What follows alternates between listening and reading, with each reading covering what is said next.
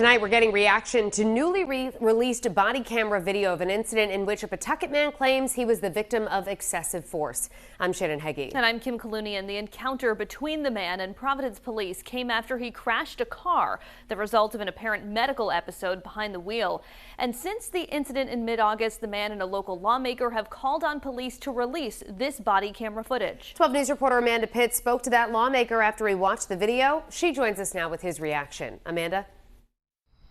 The mayor and the head of the Providence Police Department say the officers' use of force was deemed appropriate, but one lawmaker says those officers lacked empathy when the man needed help. It was really horrifying to watch and listen. The body-worn camera footage of an incident between a Pawtucket man and Providence police has been released. It shows the man, Taj Eddington, behind the wheel of his crashed car, appearing confused. Eddington told 12 News he was driving for a rideshare service on that August 18th night. Boom. Oh, okay. So he had a seizure. He had a seizure. The footage shows what appears to be the passenger describing what happened, but it's what follows that some are questioning. Eddington says the injuries he suffered were from being assaulted by police. It was relatively clear, almost immediately after the crash, that he was suffering a seizure or a medical episode of some sort.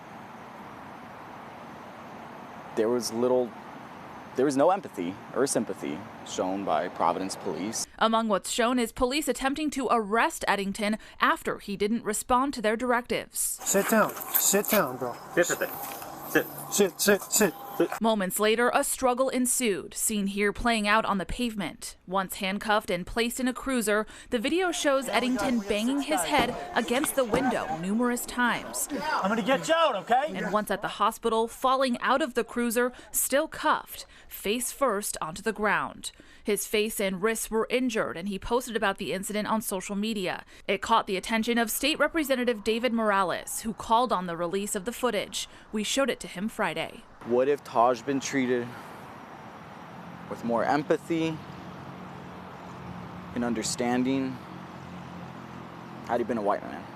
In a statement, Mayor Brett Smiley and Providence Police Colonel Oscar Perez say the incident was reviewed and found the officers' use of force was appropriate in attempting to restrain Eddington, adding that officers determined the best method of transport was a cruiser.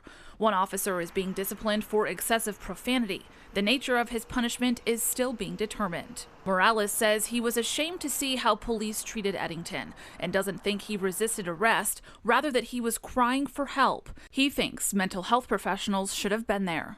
You had over a dozen police officers at one point, and no one could come to the conclusion that perhaps a medical professional should have been on the scene. Eddington referred us to his attorney, who did not return our call for comment. I'm Amanda Pitts, 12 News.